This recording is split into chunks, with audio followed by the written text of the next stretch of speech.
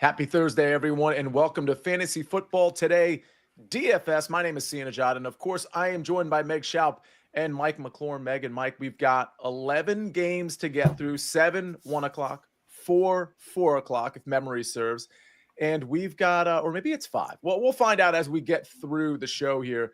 Last week wasn't great for me. I mean, when I'm hitching my wagon to that Dolphins-Texans game, it's not going to work out, especially since I was on the CJ Stroud side. Everybody, we're going to have the contest link in the chat. Meg, how you doing today? I'm doing great. I'm laughing that Kirk Cousins is behind me. I said bad timing for that. I always have the "you like that" shirt, but he doesn't like it.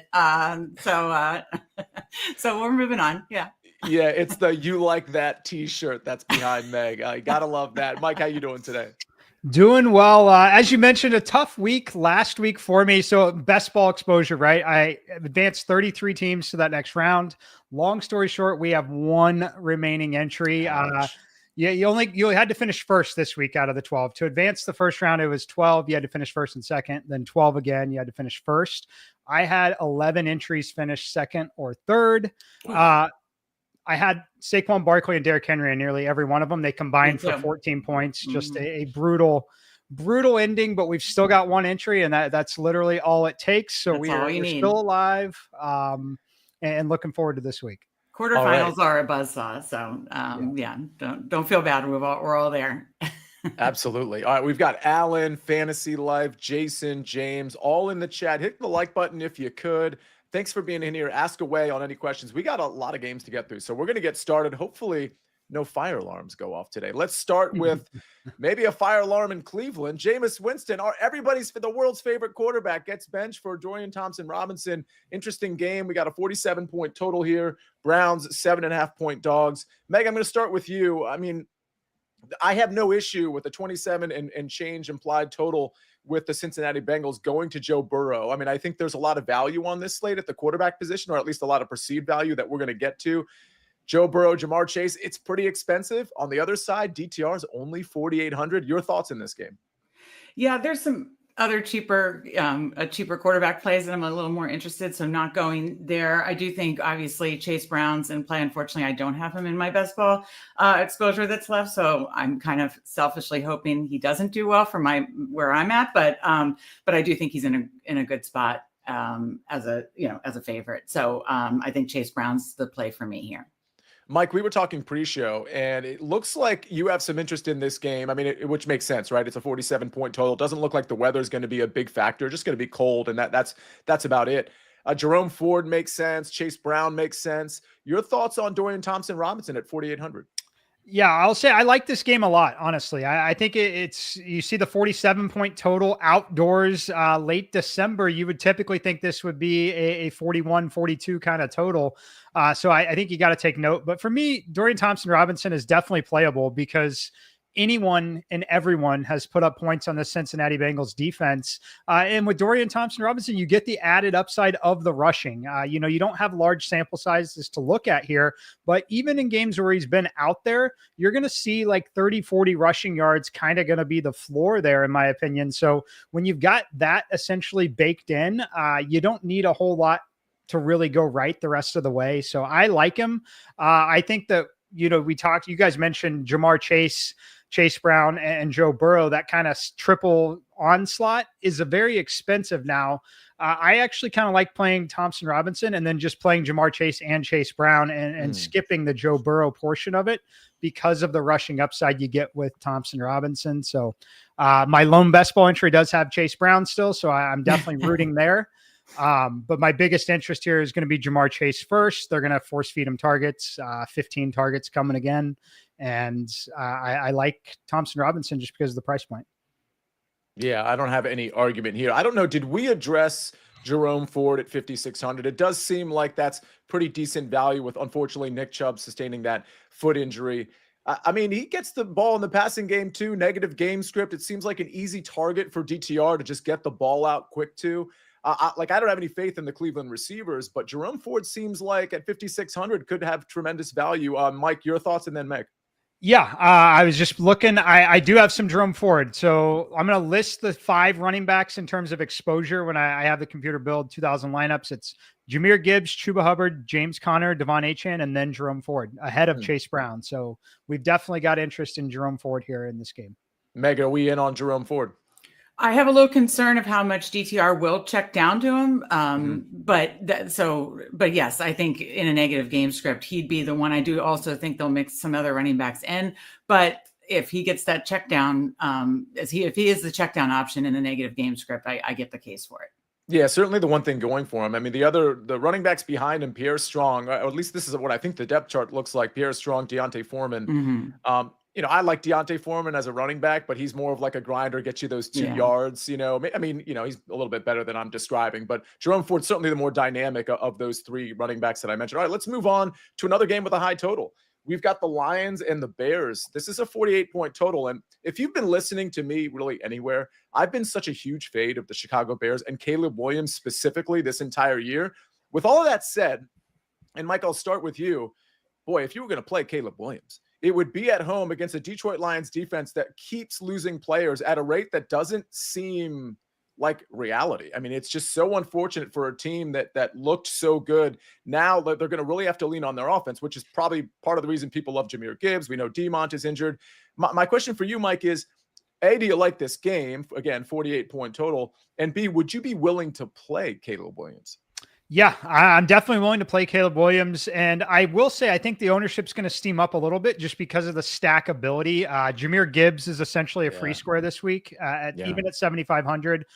He should be a $9,000 player minimum with the role that he's likely going to have. So that will inflate the ownership a bit. But yes, I like Caleb Williams a lot at 5,500. Keenan Allen, just 5,300. You could play DJ Moore as well. I like Sam Laporta down at 4,700. I think Sam Laporta becomes way more viable in the red zone without Montgomery on the field. So I like this game a lot. By far the game I'm stacking the most this week. And it's really because of the free square with Gibbs and building around that.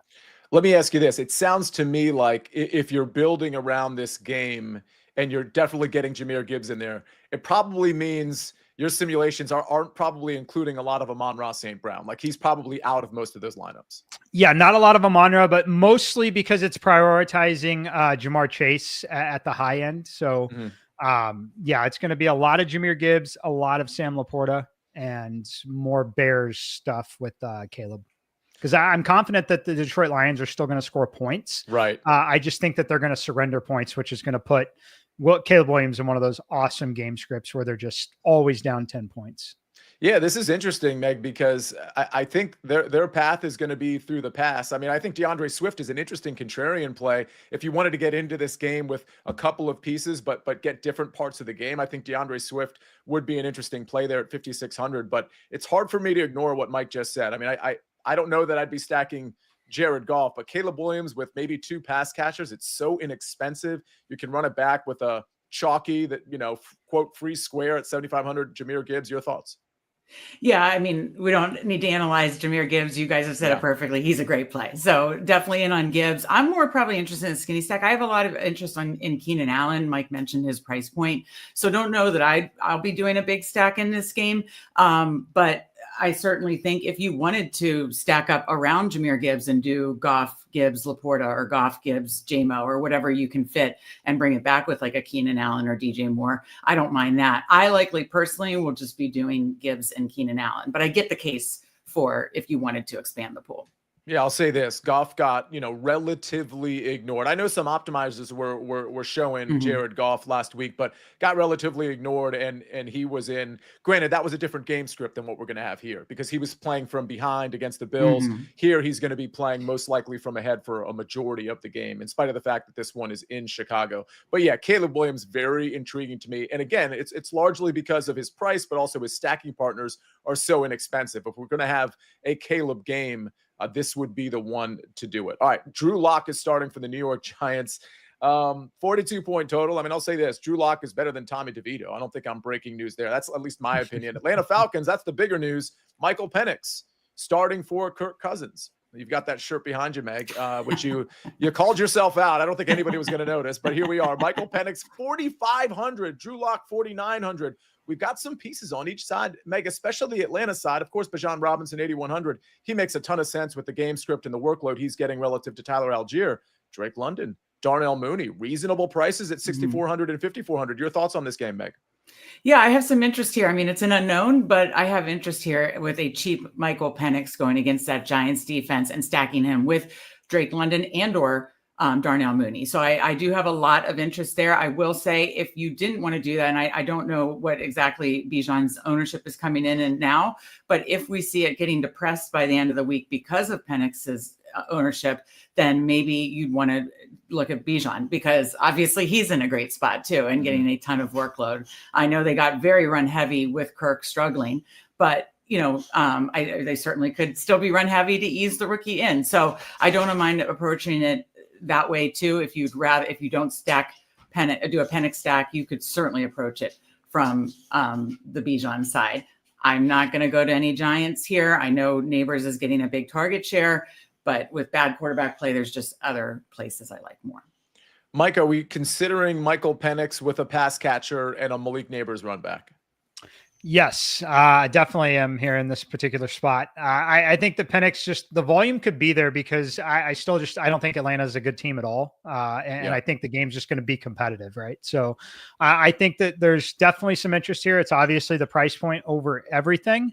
And I do have interest on the bring back with Malik Neighbors at 6,100. I'm willing to play along here, only because the one area the Falcons really aren't very good is they don't generate a ton of pass rush. So I think that there's going to be time to throw. And I think that there's going to be, obviously just perfect conditions, right? You're talking about indoors in a dome. I think that can only help a guy like Locke. So I will be playing a little bit on Malik Neighbors, assuming that he's out there. I assume he's going to be limited participation. He looks fine. Just the target share, basically locked in for double-digit targets. Okay. I did have Tyrone Tracy at 5,500. I mean, obviously we see Singletary getting some carries. Meg, are you kind of out on Tyrone Tracy, even though the price looks pretty good? Yeah, the price is nice, but no, there's just too many other running backs. This is a really good running back slate. I think I'm struggling with quarterback stacks, but this is a really good running back slate. Yeah, we're going to talk about a lot of inexpensive quarterbacks, including Michael Penix, who we just talked about. I don't know that there's anybody else to talk about. There was a question from Greg Goose Hayes. Did I miss DJ Moore? So we did kind of touch on him. But, Mike, we usually do this with the Bears running backs where I kind of ask you to rank them because we've had this sort of Bears thing. And I'm guessing your ranking is not going to be any different than it usually is. You usually like Keenan Allen, then DJ Moore, and then Rome Odunze. Is that how you like it this week? Yeah, it's going to be the same order. I think Keenan Allen will be there for the volume. The game script's super good for him. DJ Moore, we saw a few more rushing attempts last game. While that is okay in theory, I actually think it reduces his workload overall when he gets asked to be in some of those situations. So, or at least reduces the upside. So I like Keenan Allen more. All right, let's move on to the next game here. We're going to go to the Titans and the Colts. Titans are 3.5-point dogs walking into Indy. Speaking of backup quarterbacks, maybe two backup quarterbacks here, if we're being honest. But Mason Rudolph taking over for Will Levis. Anthony Richardson, the quarterback for the Indianapolis Colts. So we talk about inexpensive quarterbacks and inexpensive stacking partners. And Meg, Anthony Richardson, listen, I know he's not a very good quarterback right now, but he certainly has some upside, particularly against this Titans defense, who, we saw against Washington can give up points in bunches depending on the day. They're away from home. Richardson has some stacking partners like Michael Pittman, more importantly, Josh Downs, who's sub 5K at 4,900. And, the other side, we can play the Calvin Ridleys and NWIs, seeing, who's healthy and who's not here. But I kind of like the Anthony Richardson stack. Your thoughts? I'm struggling with quarterback stacks on this slate for sure. I think it's kind of a gross quarterback slate. I still am not getting to Anthony Richardson. I get the case with the upside. I do. I'm personally not likely going to do it. And then as far as the Titans, I'd love to think that Rudolph would elevate Ridley. I know we need to pay attention to the Pollard Spears stuff. Is Pollard a go or not? If not, then obviously Spears is in play. And then if you want to, gross cheap tight end, Chig Okonkwo got a lot more targets last week. I don't know what that was a product of the quarterback change. I think they both targeted him, but he did get a lot more targets last week. So it's a cheap tight end play if you're interested. I'd love to play a cheap Josh Downs. It's the lack of faith in Anthony Richardson as a passer.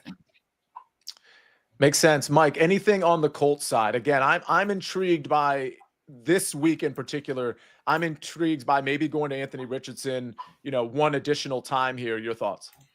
Yeah, I think that Richardson is playable. I'm going to elect to just save a little bit and play the even cheaper guys, but I say even cheaper. I guess Caleb Williams is actually more expensive. I'm more talking Thompson, Robinson, and Penix, and that's just pure speculation here. But I like Downs a little bit with him, and I feel like Downs is the guy that's just making a lot of lineups here because of the price point at 4,900, whether that be in the wide receiver or the flex spot. So I'm interested.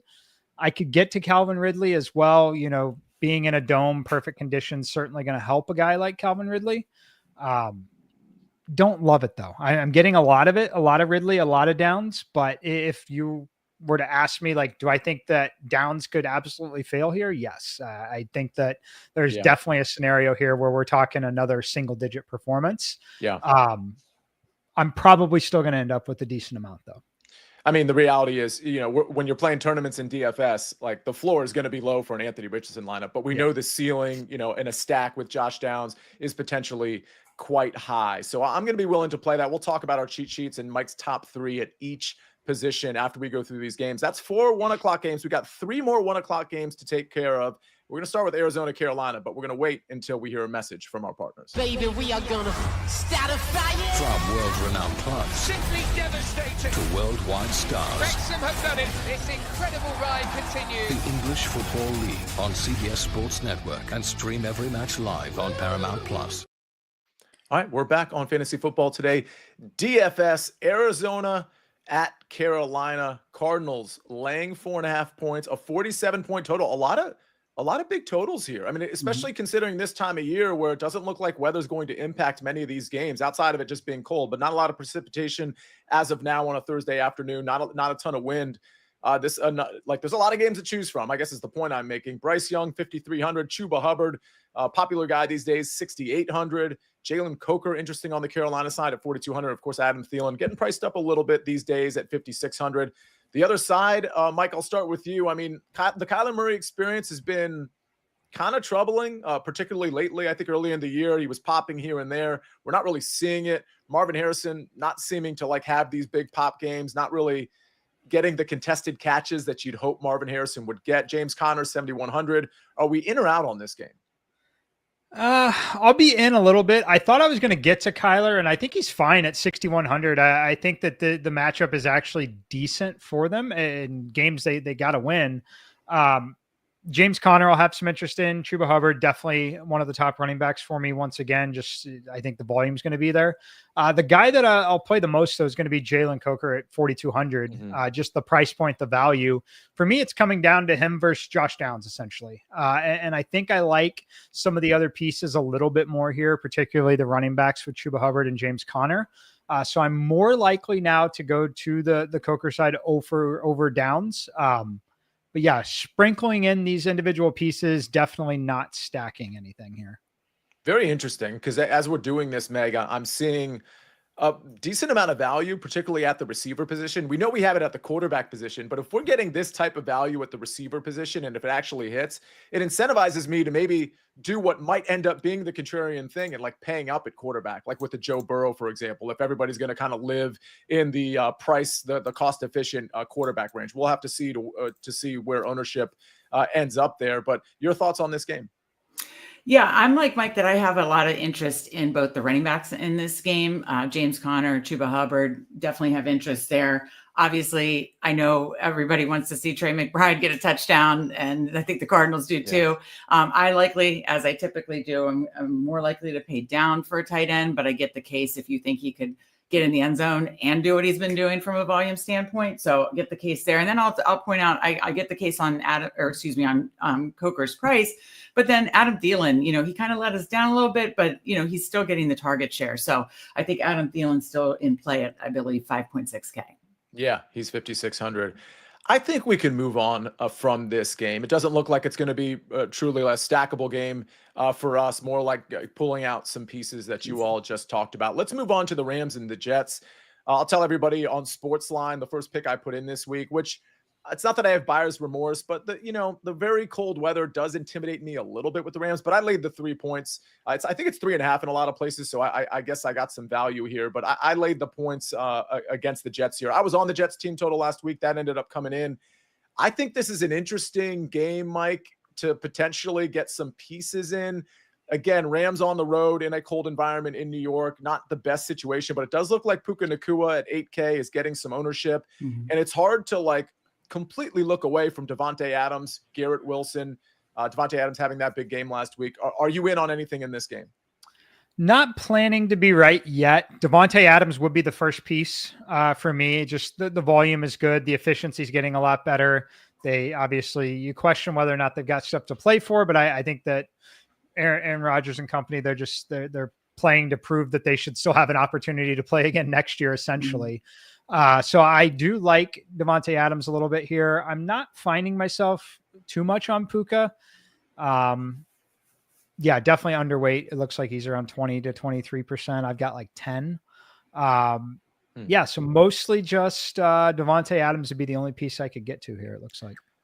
Meg, I know you're a Kyron Williams person. Last week I had Blake Corum's over. I think I took it was either rushing attempts or rushing yards. Well, it didn't come in because in these important games, even on a short week, remember that was a Thursday night game, it was all Kyron Williams, which is a little strange to me only because he wasn't super efficient. It's not like he was mowing everybody down. He was just, that's who they trust. That's who they decided to go with.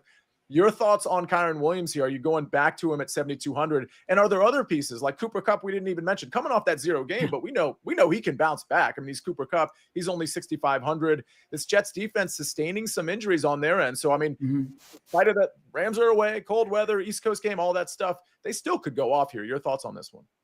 Yeah, I mean, I think Kyron is one of the ones. I said it's a good running back slate. He is one of the running backs that are in play. Obviously, he's expensive, but it's the volume and the trust that McVay has in him. Of course, I like Puka. I think he's in a great spot. But as Mike said, you have to pay for it both at cost and ownership. I'll be interested to see what Kupp's ownership comes in at because he certainly, like you said, could bounce back. So it's kind of like all those pieces are in play for me on the Rams side. I just don't know how much I'll get to each. I think we talked about it last week. I did do a 1 p.m. only with Aaron Rodgers double stack. And, it wasn't like a huge, massive win because there were some holes in other places, but it's a condensed target share. And if you, I think that like what Mike said, the motivation is still there to put some good stuff on tape for him and Devontae to set more records. So I think there's some narrative stuff there. And it's just a double stack that exactly where the ball is going. So I don't mind Aaron Rodgers double stacks. I wanted to get there too, especially since Aaron Rodgers, again, a very cost-efficient option here at 5,600. Devontae, Garrett Wilson, if you pair them with Rodgers, you can do a stack like that.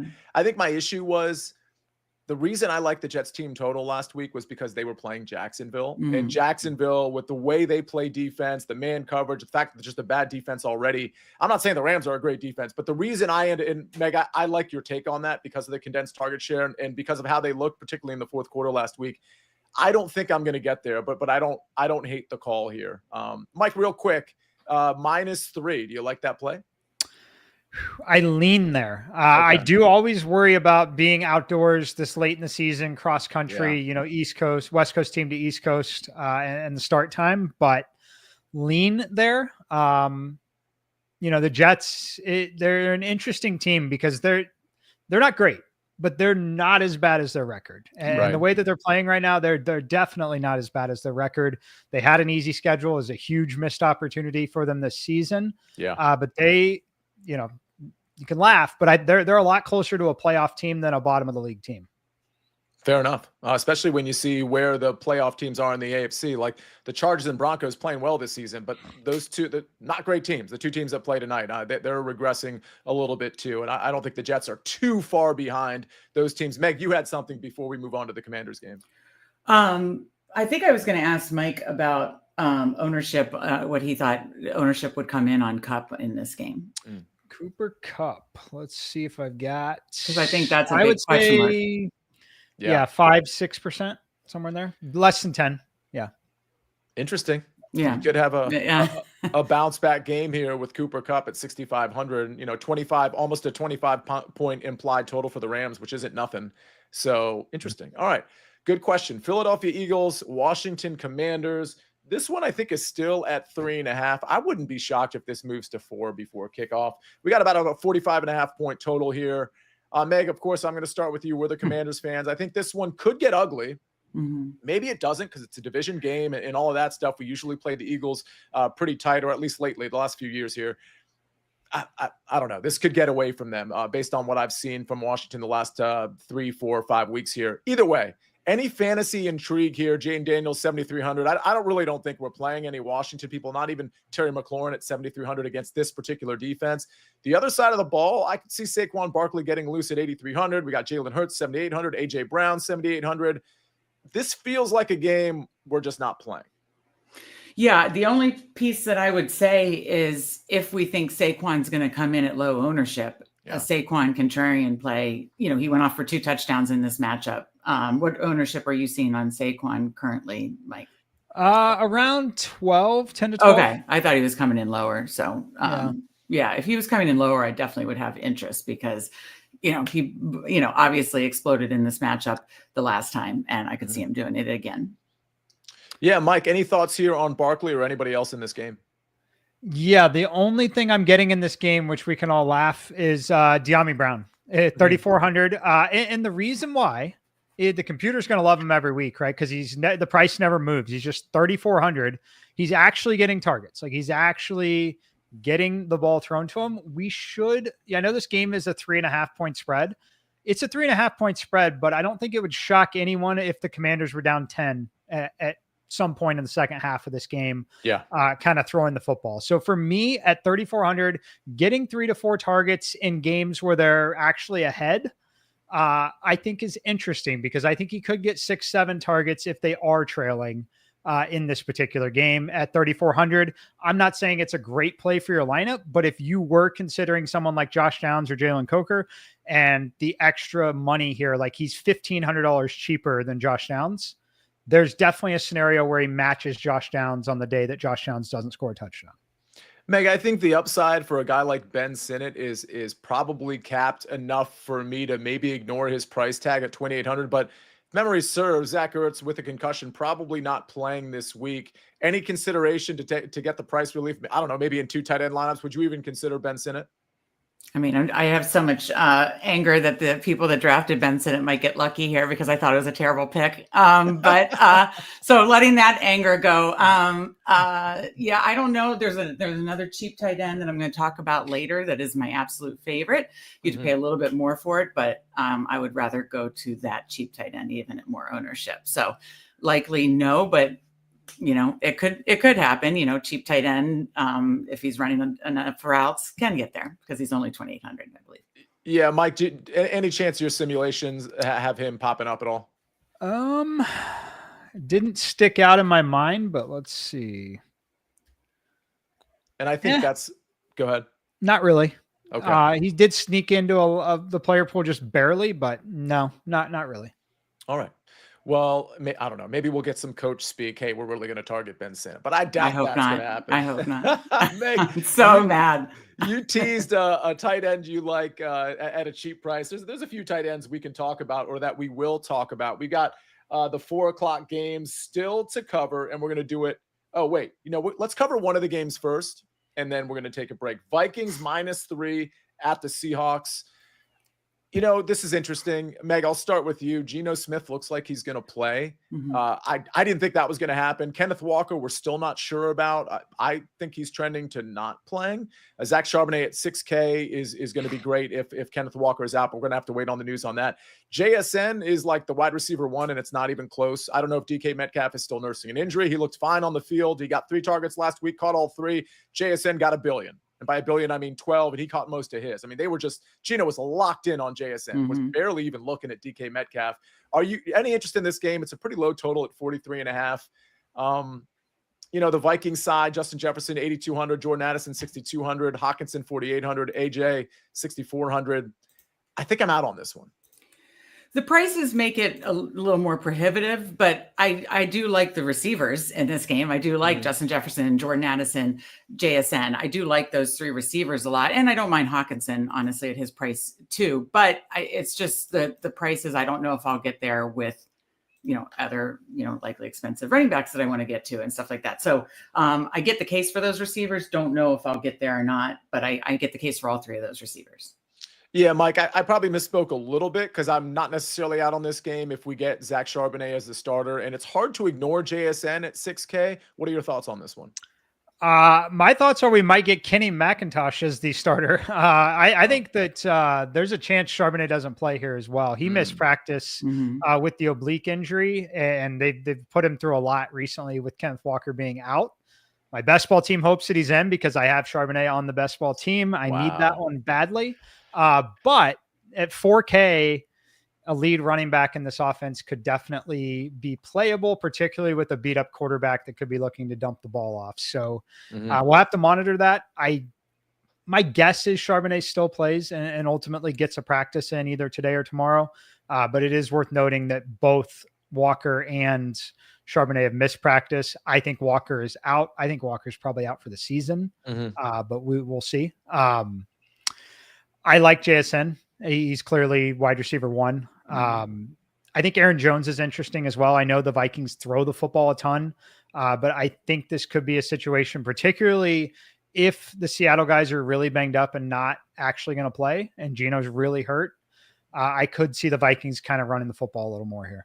Yeah. Are you going to be out on Justin Jefferson at 8,200? I am. I like him. I think he's playable in every matchup. I think we all know that. It's going to be Jamar Chase for me. Yeah. They're going to try to get him the Triple Crown. Like there's a scenario where he has 20 targets. Like it's Jamar Chase. And I'll ask you both. Jordan Addison, I'm probably going to end up being out on him. I mean, 6,200. It's not a bad price. Mike, in or out on Jordan Addison? Probably. I mean, for main slate out. Main slate out. Meg? I'd say he's in my pool, but I don't know how much I'd get to him. Yeah, fair enough. All right. Well, we got 3 more. Oh, go ahead, Mike. I was just saying the reason why is he's $100 more than Malik Neighbors. I'm going to play Malik Neighbors in the dome when I know that he's getting double digits. He's not going to be as efficient as Addison on the touchdown upside, but I think he's getting 10 targets minimum. Yeah, completely makes sense. All right. We got 3 more 4:00 games to get to, then our cheat sheets, then Mike's top 3 at each position. We're going to do it right after this message from our partners.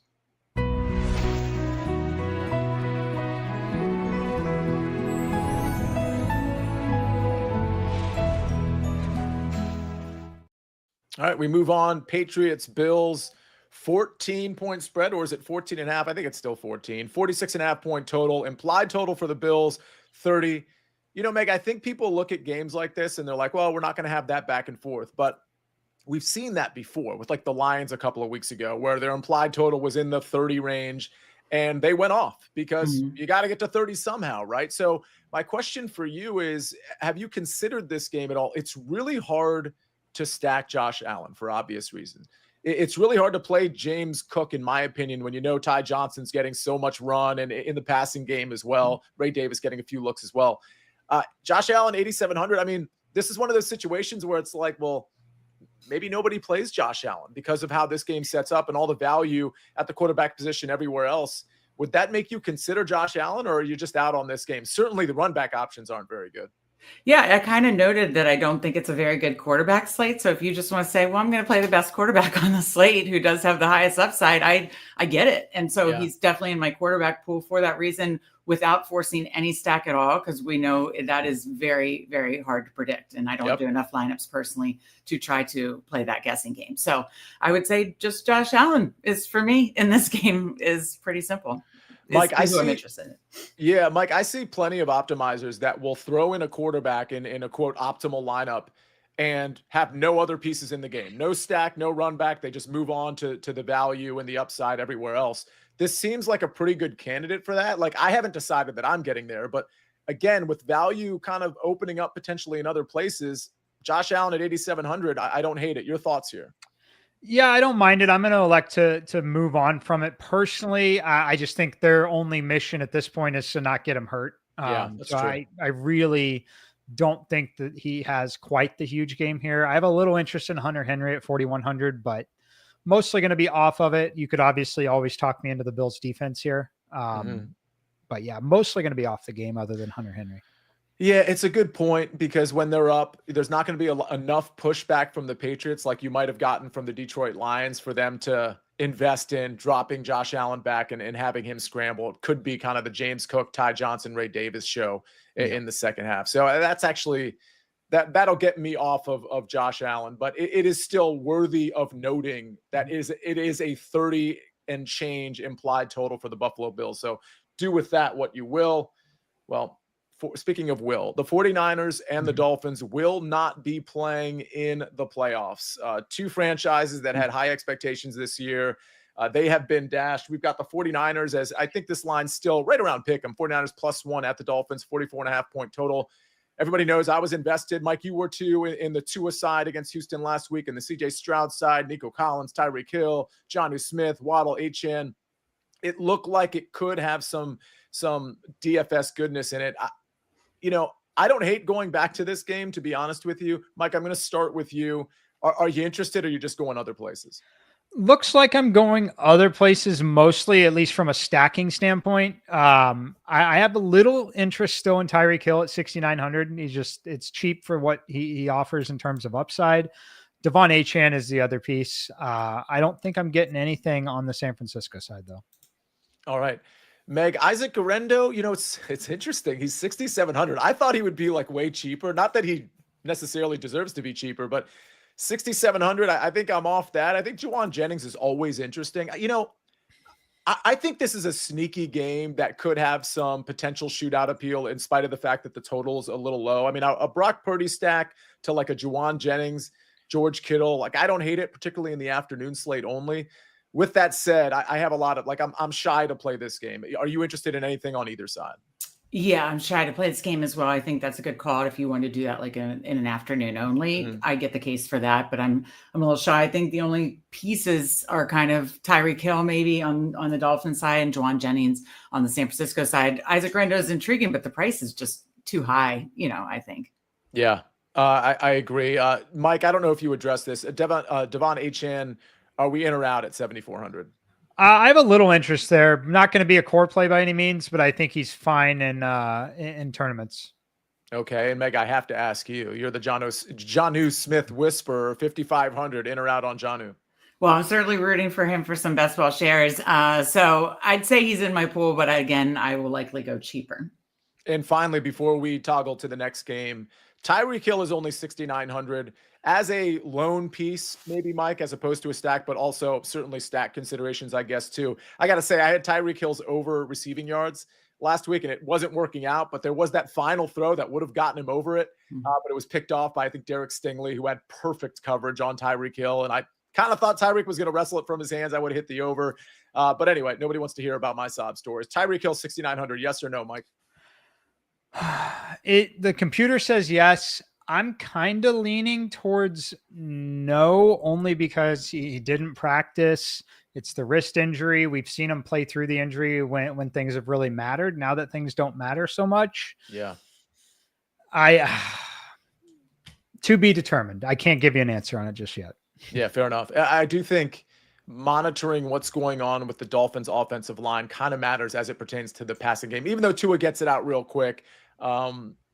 I think if they get some pieces back on the offensive line, that would make my Tyreek Hill playing at 6,900. I'd be a little bit more confident in it. But again, Tyreek Hill, one of those guys, if everybody's going to be off of him, we're talking DFS tournaments largely here, he could absolutely go off for a big game and remind everybody that next season he's going to be that dude again. All right, Jaguars and the Raiders.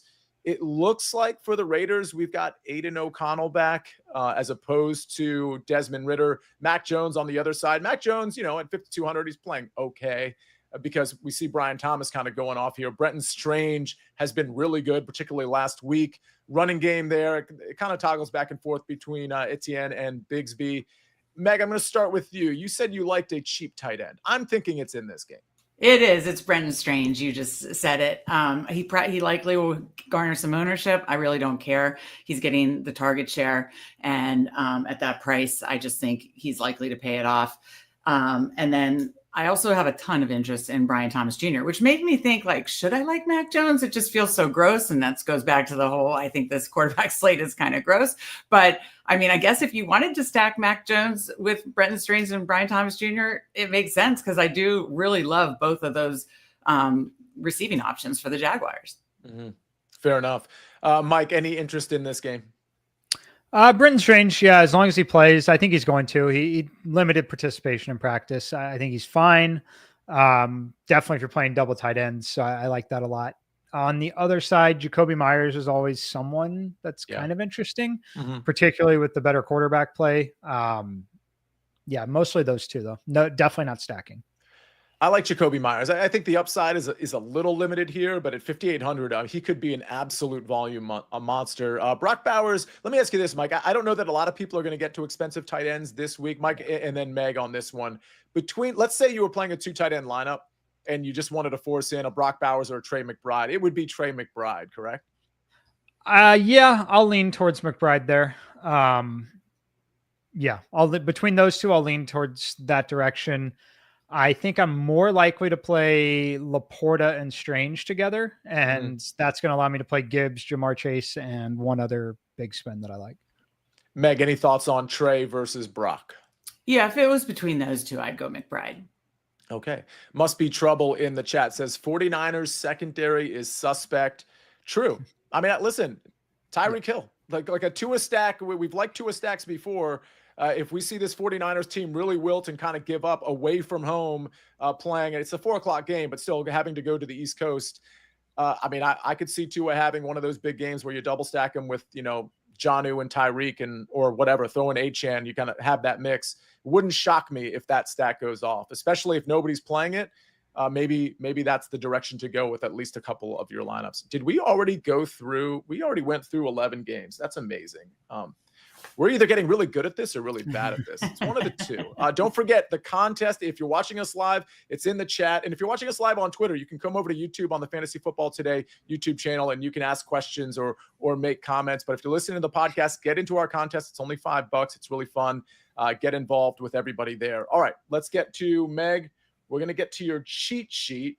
Start us with a stack and then get to your chalk buy, chalk fade, contrarian, and value play. Sure. Yeah. I'll do the cheap quarterback play of Michael Penix to London and or Mooney. I'll say give a second option. If you wanted to do like a Bijan play and kind of leverage off that, then my second one would be an Aaron Rodgers double stack and just lean into the narrative there. Chalk buys, Jimmy Gibbs. We've all talked about it. Don't need, I think, any further explanation there. Yeah. Chalk fade. I was having problems seeing who was really chalky on the slate. I was seeing Debo coming. We didn't even talk about Debo. And I was seeing him come in pretty chalky. So he would be my chalk fade if he is indeed going to be chalky. Contrarian, I'll say Bijan or Saquon towards the end of the week, who we're seeing could be lower owned, one of those high priced running backs that people just can't fit in. So we'll see ownership later. And then value play, I talked about it, is of course, cheap tight end has been a theme of mine this year, and I'll go to Brenton Strange. Okay. Yeah, it's interesting what you were saying about that Debo, because it wouldn't shock me if he got a touchdown just to atone for what happened last week. Honestly, they should have scored a touchdown on that drive where he dropped the easy one that would have gotten him to like the 5-yard line, if not the end zone. But I do think if you were considering getting pieces in that game or even stacking Tua, I think Juwan Jennings would be like the natural run back there, and definitely not Debo, because we know Jennings' upside is pretty tremendous. All right. I don't think I have a chalk fade. Maybe after Mike goes, I'll give you a chalk fade. But my stack is going to be Anthony Richardson to Josh Downs. I think there's a lot of different quarterbacks I can play depending on what value I decide to grab a hold of. I do kind of like. I'm starting to like Jamar Chase Joe Burrow to Jamar Chase as well, because, and maybe with the Jerome Ford run back, because I think there's such good value potentially at running back with the wide receiver position. But for now, Anthony Richardson, Josh Downs, my chalk buy if Zach Charbonnet is healthy, and if Kenneth Walker is out, 2 ifs there. Zach Charbonnet is going to be my chalk buy. Chalk fade, I don't have one yet. Contrarian, Jerome Ford's not picking up any ownership. And again, with DTR at quarterback, I think they're going to run the ball, of course, with Jerome Ford. But when they get down, I think we're going to see a lot of checkdowns to Jerome Ford. My value play is going to be Jalen Coker at 4,200. All right, now it's time for Mike McClure's top 3 at each position. Mike, we start at quarterback. It is the grossest top 3 of the season at the quarterback position. Caleb Williams, Michael Penix, and DTR. Essentially, I'm paying up at some of the skill position players for some heavy volume. And I think these guys have some upside. I think Caleb Williams, we know the upside in trailing game scripts. Michael Penix, total wild card, does get a good game in the dome against the Giants. And then DTR's got rushing upside, and the Bengals defense has just been atrocious to everyone. Yeah, fair enough. Caleb Williams, I'm really starting to like, especially with his stacking partners. Running backs. Jahmyr Gibbs, Chuba Hubbard, and James Conner. James Conner, Chuba Hubbard, I know we're always a little iffy on kind of same game 2 running backs. I like both of them here. The volume should be good. Jahmyr Gibbs, again, I called it a free square. It's a little, it's not totally a free square, but I think he's way too cheap here. Definitely playing him regardless of any ownership. Speaking of that Caleb stack, let's talk about top 3 wide receivers. Keenan Allen, Jalen Coker, and Jamar Chase. Jamar Chase volume, just they're going after the triple crown here. They're going to force feed him the football. Keenan Allen, I think, again, trailing game script, natural stacking partner with Caleb Williams, but also bring back on the Jahmyr Gibbs stuff. Just love that game in general. All right. And top tight ends. Sam Laporta, number 1 for me, 4,700. I think he should be 5,500 in this matchup, considering they remove a pretty big piece in the red zone in David Montgomery. And I think the game could get a little loose. I think we could see some scoring here. Brenton Strange, as Meg mentioned, just love the value, makes a lot of things work. And then Trey McBride. All right. Before we get out of here, Mike, I want to get if you have any thoughts on Showdown tonight. I think this is a really weird game. 2 teams that, I don't want to call them fraudulent, but 2 teams that have been underwhelming as of late. But Meg, it's a 2.5 point spread. Chargers laying the points at home. Any thoughts on this one? I'll go Chargers at home, but with not much confidence at all. Totally fair. I have the Chargers first quarter money line, and I have Gus Edwards longest rush under 10.5 yards. Gus Edwards is not very good. 10.5 yards is a very low number, so it's not a huge bar for him to exceed, but that running game is really in trouble right now. Mike, any Showdown thoughts on this game? I'll play kicker again. It's going to be Cameron Dicker for the Chargers. I think that they could move the ball and stall in the red zone a little bit in this matchup. Lad McConkey, just volumes there. You got to play him. And I think both quarterbacks, they do have sneaky rushing upside, both of them. So I think they're firmly locked in. I think it's more of a balanced build night than a onslaught of one side. That totally makes sense. All right. Well, ladies and gentlemen, that is our show. We gave you 11 games, the main slate. There's, of course, 2 games on Saturday. We didn't have a chance to cover that, but good luck. I mean, those 2 game slates are really fun. We've kind of talked about shorter slates, so hopefully you dabble in that as well. We got our cheat sheets out of the way. We got our top 3 at each position. I got to bounce back from last week because I had a bad week. But that's what happens in DFS, especially when you're largely playing tournaments like most of us are. But we're going to have a good week this week. I can feel it. And hopefully Washington doesn't get completely obliterated, Meg, by the Philadelphia Eagles.